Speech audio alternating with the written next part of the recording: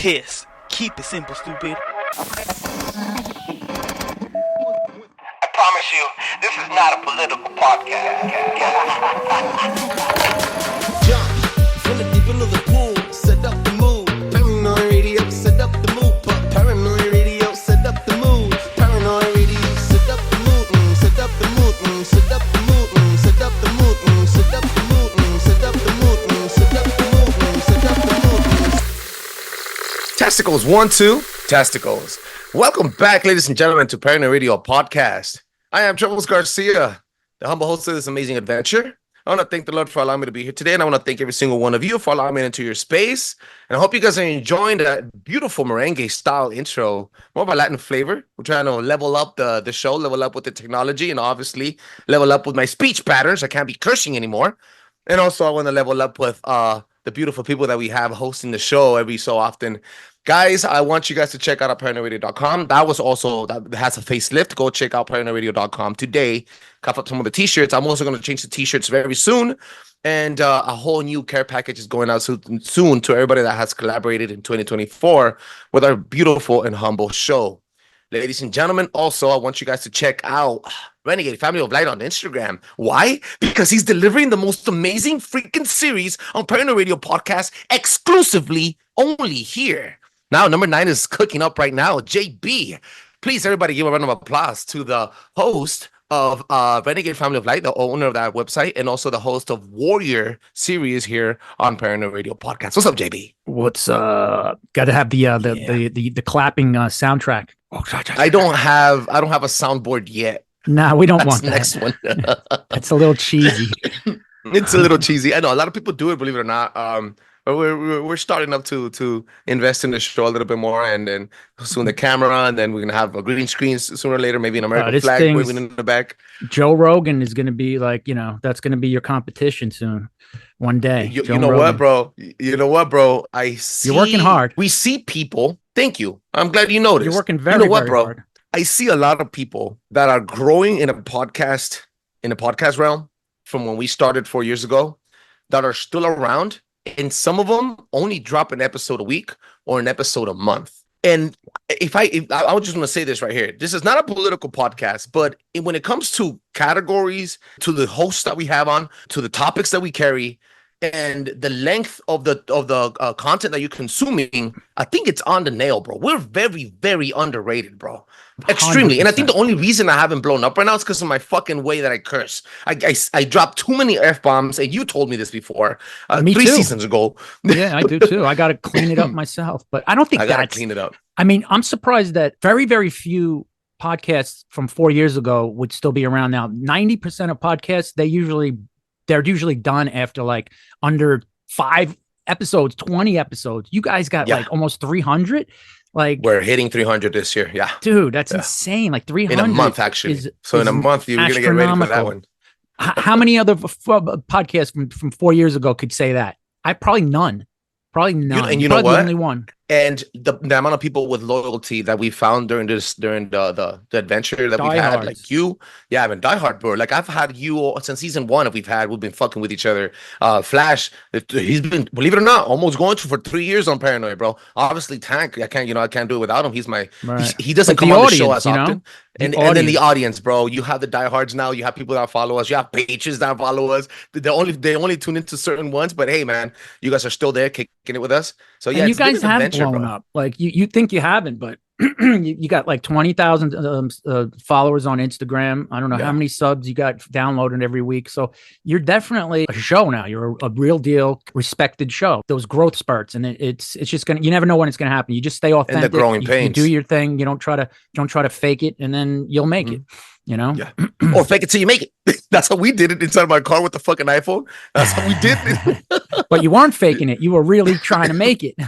Yeah. You know what's So- funny? The people that you were very humble. I'm sorry to cut you off, but you used to say, "Listen, this is all we got. This is all we're doing." So it wasn't like you were hiding anything. Go Yeah. ahead. And if it wasn't for you guys really like helping us push on the video stuff, we would still be fucking in the car just doing audio. But you know what's funny? Yeah. The people that we used to mess around with or collaborated with in the first 2 seasons, only for audio downloads, I don't have them featured on the show anymore on the website because their links are to dead Instagram accounts.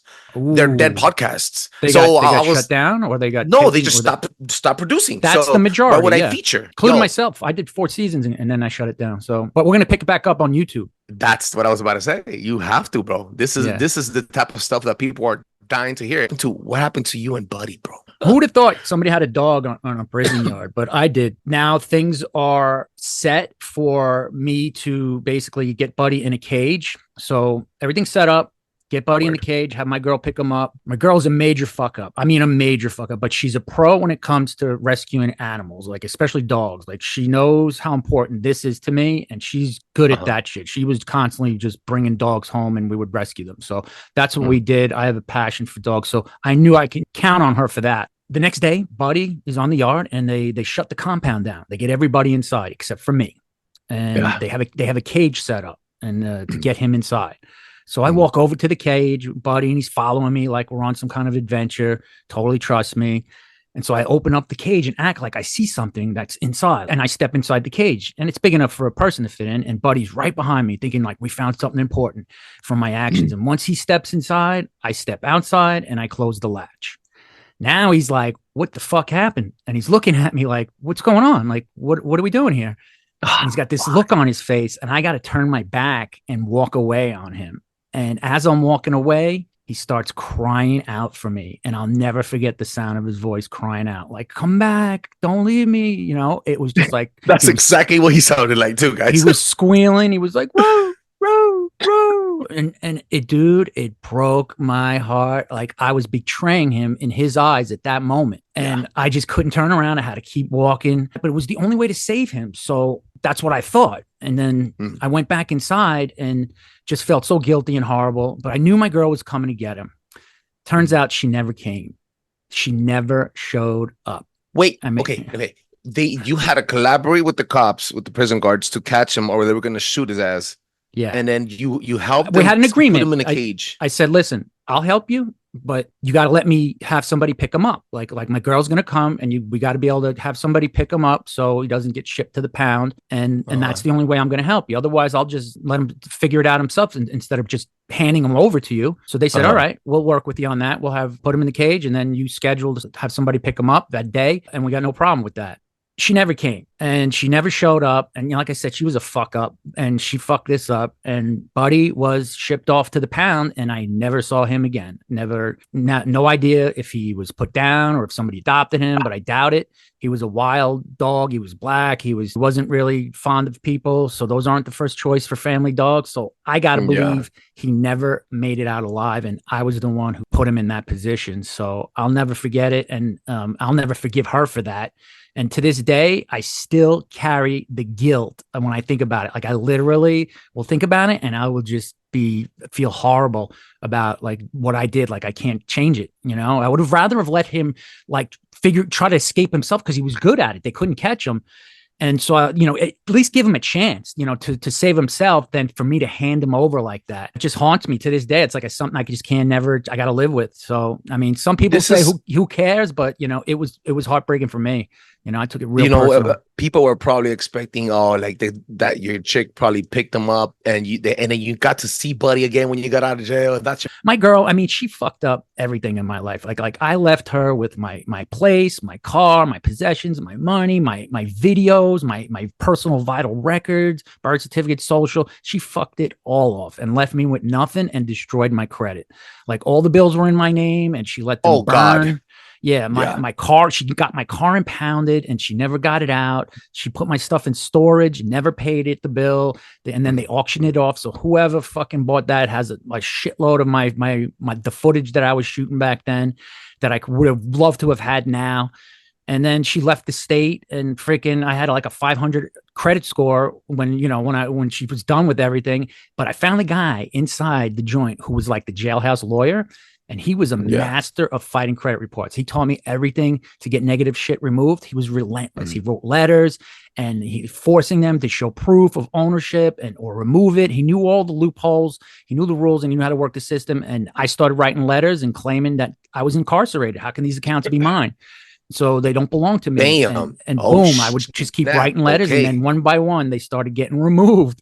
And so it took a long time, but I was able to actually Credit repair my fraud. credit while inside with this guy's help. And Funny, it's like huh? now I have that skill set. I know how to handle that. Funny, huh? The guy that would steal the credit cards from rich folks. Dude, you're right. The guy who fucked people's credit up.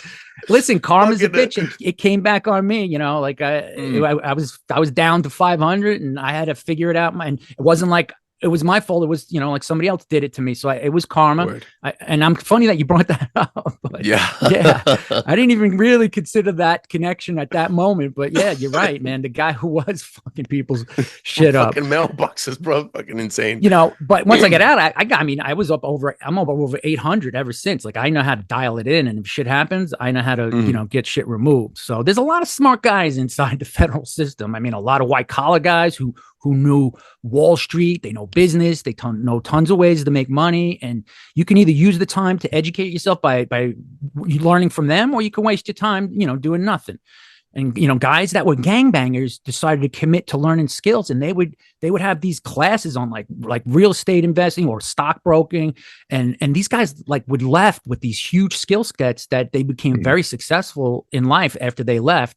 And because they put the time in inside. So you could definitely educate yourself inside federal prisons. That's for sure. You can get out. You can not only get your GED or your high school diploma for the people that are there in a young from a young age, but you could come out with your master's degree. Yeah, well, that's you fucking could crazy, doctorate. bro. You could get a doctorate in there if you wanted to. Like you could come out with any skill you want if you. Can you decide to put the imagine time a in. gangster ass dude with all his fucking tattoos, some swastika signs here for the high power, for the white power folks, Dude, they're out there. doing surgery on your freaking heart, open heart Well, no, surgery? not medical school. You're not going to medical school.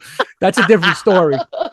But no, there's plenty of fucking guys that are all tatted up, gang, you know, did a gang of time, and they got legit businesses now, and they're doing real, you know, they got YouTube channels, and they got tons of stuff going on. Yeah, no, it's an opportunity for anybody that really wants to just take it and run with it. And inside, what do you have to do? You got time on your hands. So learn something, read, learn, study, figure out who knows something, and try to, you know, get them to teach you something. I mean, my plan was set. I was going to be a poker player. Like that was me. Like that was it for me. Like that was my dream. I was all in on it. Life at this point sucks because I'm not doing it, but that was the plan. Like just, I knew I had the talent, and I knew I could do something, you know, go deep with it. So I was like, I'm going to do it. Now I'm just going through the motions, and I'm trying to stay busy. I was playing a lot of softball, and it was competitive. I was like one of the all-star outfielders. I caught every ball hit to me, and I would be diving all over. No the more place. poker in jail no more. Now they had shut you guys down for a bit, right? We were shut down for months now. And so Buddy's gone, and now that's depressed. No poker, depressed. So I'm just playing, like trying to play softball, racquetball, trying to stay busy, working out. And that was keeping me somewhat sane. So then one day I'm out in the field, and a bomb was hit to me. I'm an outfielder, and I'm just chasing this freaking ball down. I'm at full speed chasing the ball. I'm looking up at it, and my head's turned. And then while I'm running full speed, not seen, I crash right into the light pole. I mean, this big, thick steel light pole that was like right on the edge of the home run track, so to speak. And I'm running full speed. I crashed right into it, and it was like right into the corner of the electrical box that's on the pole. Concussed. I'm out cold. I'm like, I just hit it like a wall, bounce off it. I'm on the ground. I get up. I come to.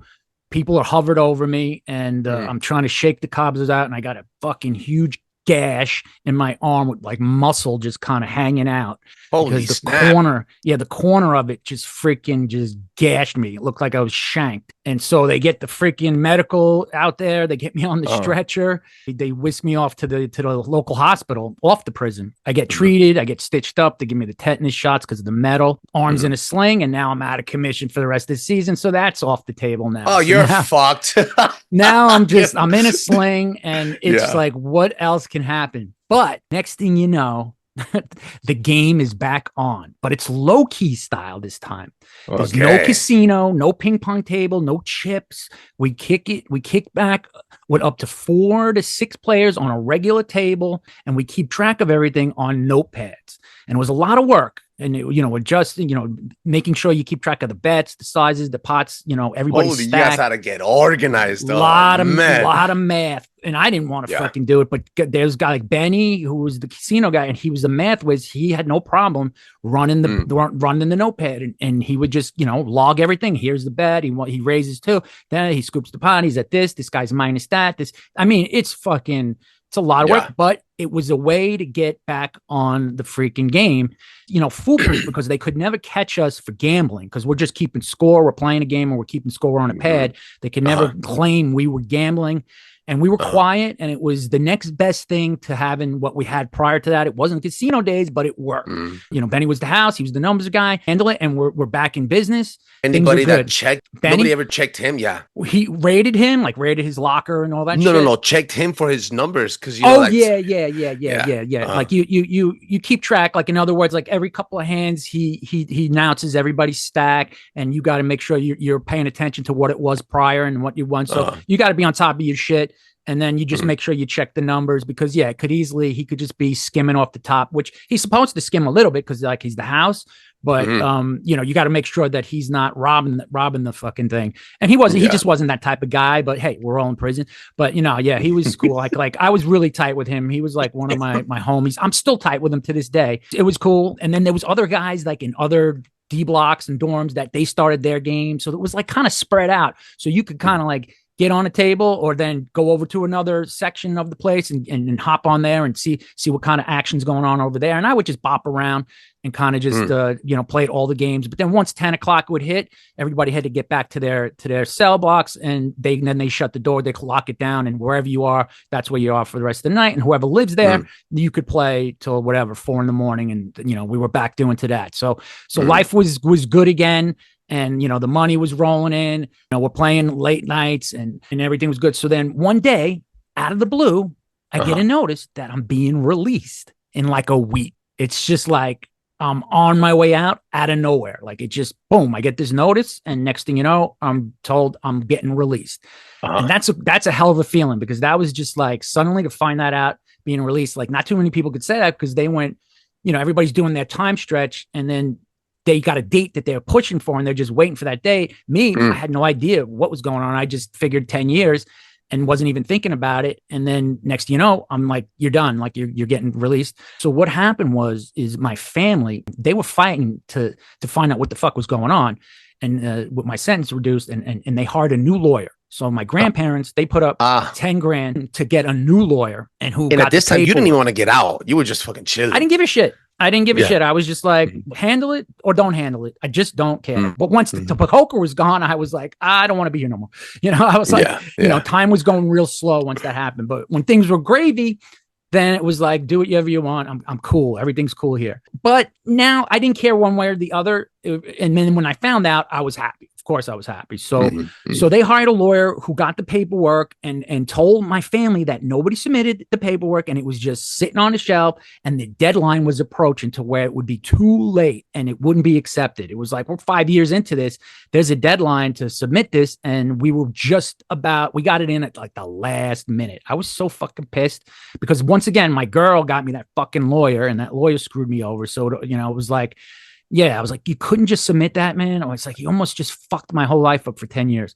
So the judge saw that the cooperation I did and how much time I had already done, and he just signed off on, you know, release.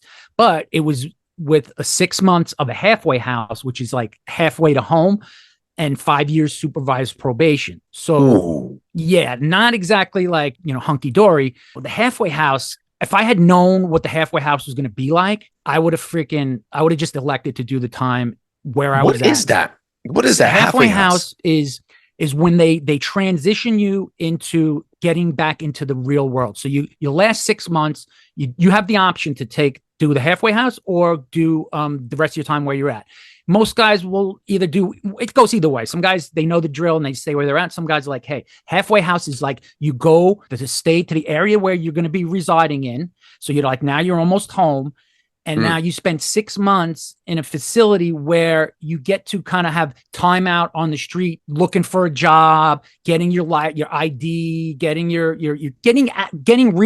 assimilated into society. So they give you 6 months to start getting yourself acclimated with society. So you go, you get like, you know, a few hours or whatever a day to go look for a job. If you get It a job, sounds good. You can go it sounds work like a job. good program. It sounds good. It sounds good. And you can get your family to come visit you, and then you get to be out in the world for a little bit and work a job and just get back into things. And it sounds like it's something, but man, let me tell you something. It was worse.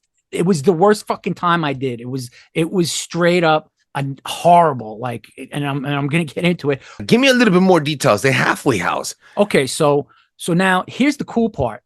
The cool part is they give me an option to take a bus back, and I'm in California now, and I'm going to be residing in New York. I'm going back home to my family to start my life back again in New York. I'm not staying in California where all the bad shit happened, so I'm getting out of that environment altogether.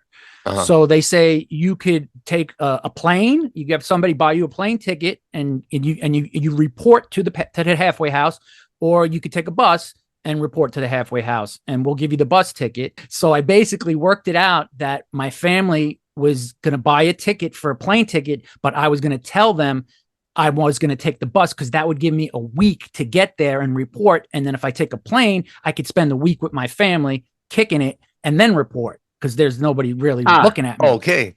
So already I'm fucking breaking all rules, and I'm breaking, you know, I haven't even stepped a foot out the door yet, and I'm already. It's the poker mentality. System. It's the poker mentality. It's the breaking. It's the rebel mentality. You mean remember when we started with the shoplifting stuff? It's that whole just got to find a way to circumvent the system and beat it, and so it's just the way the brain works. And so that's what I told them. I said, I'll take the bus. They give me a bus ticket and like some food money. They ship like a box of my possessions over to the halfway house. And then I just hop a bus and spend the week across the country. But instead, I set it up to where a ticket's going to be purchased. And a buddy of mine got the mob guy who's going to pick me up at the bus station. And then we're going to hang out for whatever time. And then he's going to take me to the airport.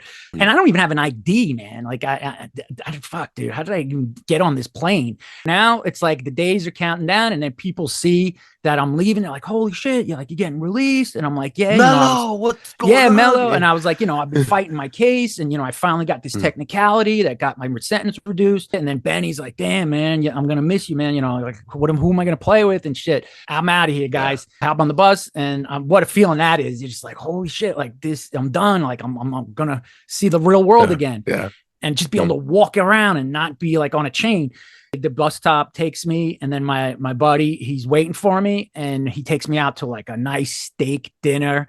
And dude, it was so surreal. It was like we're sitting down, I'm having a glass of wine, I'm eating a steak, and the waitress, she was pretty cute too, and she pulls out her iPhone, and it was like the first generation iPhone, and it was like she's touching the screen. God.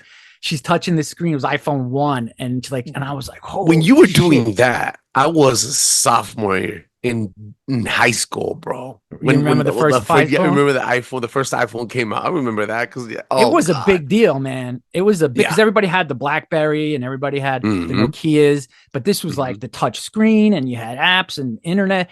And it was like the screen. It was just like, I was marveled at it. Plus, I'm away for 5 years, so I don't have any technology. I mean, now guys in the joint, they all got phones in there. There was no phones for me. There was no email. There was no computer shit like going on. I mean, you get on the computer, but there wasn't like, you weren't like talking to anybody. And there were the big white white boxes, not like these screens that we use now. Dude, these guys that are in prison now, they have Instagram profiles, and they're not supposed to, but like they all got phones. They're streaming from inside the cell, the block. Yeah, all that shit happened. Like that one guard who was that female guard who was banging one of the inmates. You heard about that, right? She was banging the inmates. Yeah, you sent me the video. That was insane. She had an OnlyFans account, and she's in her uniform getting plowed inside the cell. And she didn't give a fuck. And the guy's filming her. And I'm just like, what the and fuck the radio's like, everybody's radioing her. Like, where is she? She doesn't give a fuck. She's got it a on. freaking belt on, and everything's on. And then she just fucking drops it and gets pounded, and she's loving it. And I'm like, holy shit. And the guy's filming. She don't care. She wanted it filmed because she had more action going on with her OnlyFans account, and she was making money doing that. So when they fired her, she didn't give a shit because now she blew up, and that is, but shit like that, man, that was definitely not my. You could get arrested here. You could get arrested. She got arrested for a minute. She got arrested for a minute and then got let go. That's fucking crazy. And she's hot too. She is, bro. She is. She can get it. Yeah, she can get it. Big time. She was like hot. I mean, she probably was getting plowed by other guys too, and she was down, dude. Like she was aggressive. Like fucking give me that cock. Anyway, where are we going with this? So now I'm eating a steak. Fuck, girls got the iPhone. I'm like technologically behind on everything, and then I hop on a plane. Somehow or another, I give them the thing, and I'm thinking to myself, fuck, like, are they gonna check up on me and report that I'm getting on a plane when I told them I was getting on a bus? And just took a shot and freaking got on the plane and just flew. Family picked me up. So now I have like a week to hang out with the family and fucking spend a little time, which was fucking great. It was like, I was home. It was a great feeling. And I didn't know what this halfway house thing was going to be about, but hey, well, who cares? I just bang it out. And so now I'm just, the only thing I'm worried about is like, as soon as I get there, are they going to say, hey, weren't you supposed to be here? Like, by bus, but nope. I checked in and, they didn't question anything. And then next thing you know, like they take me to the room and it's like fucking, now we're packed in the room. Yeah. It's like, we're packed in the room and it's a room. It's not a cell and there's bunks, but there's like 1, 2, 3, 4, 5, 6. There's like 8 of us in this room and I'm the only white guy. And it's not like I had a problem being the only white guy. It's just like, we're on top of each other and everybody's so close to getting home that the anxiety is just like, now you're kind of stuck there, especially for the first like month, like first few weeks, you've got to just get settled in there and you're not going anywhere.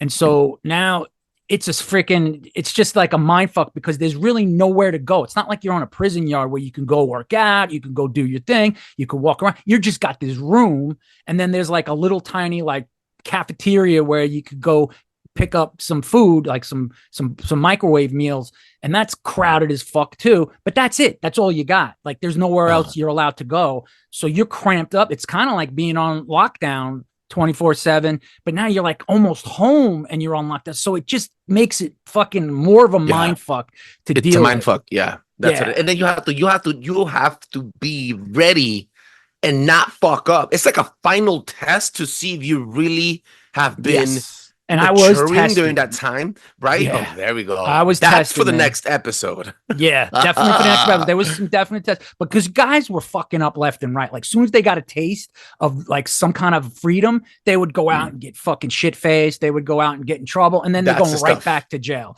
and fucking it up. And now they're like, they got to do a whole nother thing. And so I did not want that to happen to me. I mean, I'm close. So my boss, the current manager of the place where I work at, he did eight years in the joint for her homicide. Yeah, you told me. Cooperating now, right? And the dude, he stopped drinking after he came out, and he did. I think maybe that's what he was calling, trying to tell me that it was a safe house, I guess, because he lives with other dudes. And then, but there's people drinking and fucking having drugs at the spot. Yeah, people doing all sorts of shit. He's like, I can't be around this because he's trying to be rehab. He's trying to be on AA, on AAA, and he's not trying to fuck up. He's not trying to drink anything. Me neither. Plus, he's on probation.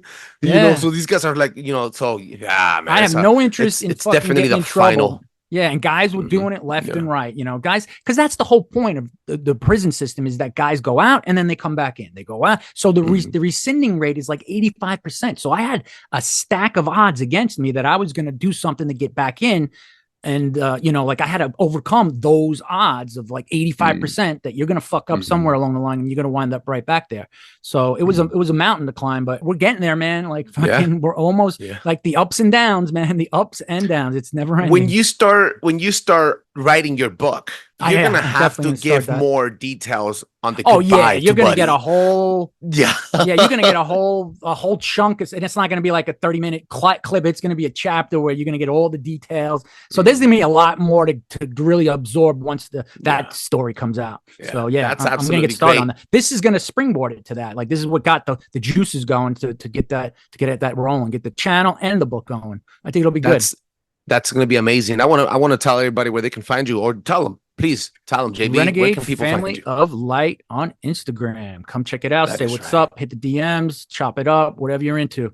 my page, same as Paranoid Radio. We're on the fight. You said you're not a political show, but I do. I know that's sarcastically. I say that sarcastically. Oh, okay. I was like, you are. Very. You know why? Because people were talking shit. This is why I was like, you know what? I'm so tired of people talking shit about the show being so political. It's a political show. It's a political show. So it was like, okay, and it's conspiratorial, and we're talking shit about everything here. So I'm like, I promise you, this is not a political podcast. And I laugh and I hang up the phone, and then the music starts. You're like, yeah, because this is what we are. It's kind of like first and foremost, it's political, and then it becomes conspiracies, and then it becomes paranormal and all that other stuff. But that's how it started. Yeah.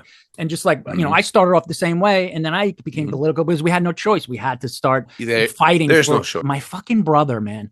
Like he was like a moderate Democrat in 2020. And then I got him over to our side, and I fucking worked him for 4 years, showing him. And he was finally like, yeah, this Democrat party has just lost their minds. There's just no way I could back that.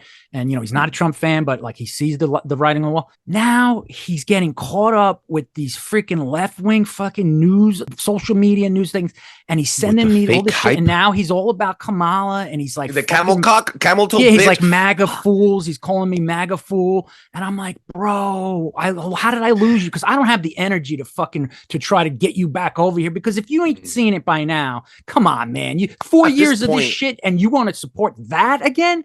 I basically had to cut my ties, and that's family, and it sucked because I thought I had him, and he was with me for a minute, and then he just goes, he walks around with the white guilt, like he dates black girls, and he walks around with the white guilt, like he's got to give retribution, and he's got to carry the guilt on his shoulders. She ain't black. I see that to everybody. She should just go be black. I know she's not black. She swallows black cock. Nobody of color has she helped. Nobody of color has been helped by her. Anybody that has another black transsexual freaking rapper shaking ass on a presidential campaign stage is an absolute fucking clown. There's not one message of God bless America or a fucking United States flag on that campaign trail except for fucking ads of a transsexual shaking. $1 billion to spend. They're paying people to be there, but that's not going to work. They could spend $1 trillion. People have already made their decision. They're not changing it. The people that are the 1% that are still kind of like on the fence, not sure. Maybe we get half of them, but those who have made their decision have made it. Nothing is going to change that. If Donald Trump never steps out and does another rally for the rest of the thing, they're not changing their decisions. And I don't think he should, because I think he's still in danger. So I don't think he should do any more. They're going to try to shoot him again. They're going to try to get him again. And nothing's changed. It's the same people that are in charge. So nobody's been fired. So why would you put him at risk when we have our own enemies that are actually supposed to be protecting him? I would get rid of them all and hire SEALs, Navy SEALs, and Marines, and just say, I don't want no government security. Keep your government security. So, bro, hopefully he stays out of the line of sight. I know how that feels, disconnected from your brothers. My mom passed away last year, and when we were at her funeral get together after we put her down, I went back home, and they were all snorting coke or whatever, and they started mentioning Trump. I was like, bro, like, don't talk about Trump. I know how you guys are. Don't talk about Trump. With me, at least. Don't start the conversation. I'm like, oh, do you think you're hard because you have like 12,000 followers? I'm like, no, I don't think I'm hard. I'm telling you right now, you're not only drunk and high as fuck, but I'm also drunk and high as fuck. And we're gonna end up fighting again like we always do. You know what I do now? Now they like this is a shot at my own family. Like, they don't call me unless it's 3 a.m. and they're coked out. Like, I don't need that type of attention in my life. It's all because of Trump. It's all because of where I stand. And they're diehards against him, right? And you know what's crazy is that you're not going to get violent with them. I'm not going to get violent because that's not how we are. But I'd rather walk away. But at the same time, it's so disturbing to think that you are supporting the same like criminals that are going to enslave us. Like they don't care about you. They are using you, manipulate, and you know it. But they don't know it, and they think they know it, and it's so hard to not feel so bad about. Like, I just feel sad like that they feel that they are like in the right, supporting like a horrible situation. Like you're putting your own self into a cage right now by supporting these people. So it's hard, but you know what? Every 2020 I lost family members, I lost friends, and 2024 I'm going to be losing family members and I'm going to be losing friends. So it is what it is. Final comments. Yo, don't try to teach a pig how to sing. You're wasting your time and you're annoying the pig. 100%. They don't want to hear you, so why bother? I hear Make sure you check us out at ParanoidRadio.com. Drop a 5-star reviews on Apple Podcasts and on Spotify or anywhere you're listening to the show. Make sure you drop a 5-star review. Word of mouth, everybody. This allows other people to enjoy the show as much as I enjoy making it. Peace out. Peace. Paranoid Radio.